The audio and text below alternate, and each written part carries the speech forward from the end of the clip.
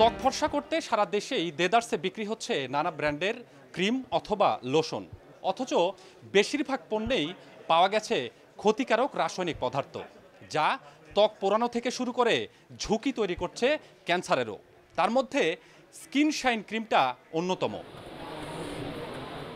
Skin shine ক্রিমে ক্ষতিকর hydroquinone থাকার কথা 5 ppm, তবে পার্শ্ববর্তী বিভিন্ন দেশ থেকে চোরাই পথে আসা ক্রিমগুলোতে রয়েছে 20 লাখ ppm, যা ত্বকের জন্য ভয়াবহ ক্ষতিকর।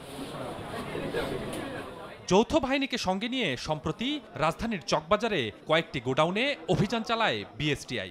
মেলে অতিরিক্ত হাইড্রোকুইননযুক্ত হাজার হাজার প্যাকেট ত্বক ফর্সাকারী ক্রিম। জানেন না যে স্কিন শাইন যেটা, এটা ত্বকের জন্য মারাত্মক ক্ষতিকর? না, স্কিন শাইন আমি এটা বিক্রি করি না, বাট আমার এখানে ঠিক আছে, এটা হ্যাঁ ক্ষতি করে। আপনি কেন বিক্রি করছেন? আচ্ছা, এটা আর নেক্সট আর করবো না, বিক্রি করবো না। এছাড়া চকবাজারে প্রশাসনের নাকের ডগায় গড়ে উঠেছে ভেজাল পণ্য উৎপাদনের কারখানা, যেখানে প্রস্তুত হচ্ছে নিম্নমানের নকল প্রসাধনী। নকল করে উৎপাদন করে বিভিন্ন ইন্টারন্যাশনাল ব্র্যান্ডের নামে বিক্রি করা হচ্ছে। মানবদেহের ক্ষতিকারক এসব পণ্যের বাজার বন্ধ করতে অভিযানে নামে বিএসটিআই। 7,20,000 টাকা জরিমানা ও একজনকে 1 মাসের কারাদণ্ড দেন ভ্রাম্যমাণ আদালত। জব্দ করা হয় কোটি টাকার বিক্রি নিষিদ্ধ রূপচর্চার পণ্য।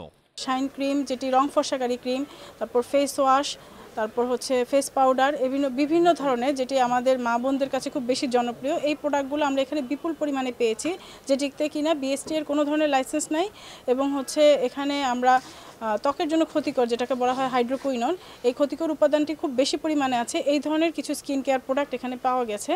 এদিকে নিম্নমানের প্রসাধনী ব্যবহারে ত্বকে স্থায়ী ক্ষত তৈরি ছাড়াও মৃত্যু ঝুঁকিরও শঙ্কা ক্যান্সার বিশেষজ্ঞের।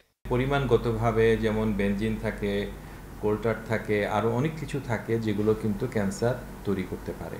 এর অতিরিক্ত পরিমাণ হলে কিন্তু স্কিনে ক্যান্সার হতে পারে। এই ঝুঁকি থেকে মুক্ত থাকতে গেলে তাদেরকে কিন্তু বিএসটিআই অনুমোদিত এবং কোনো ডার্মাটোলজিস্টের পরামর্শ অনুযায়ী এগুলো ব্যবহার করতে হবে।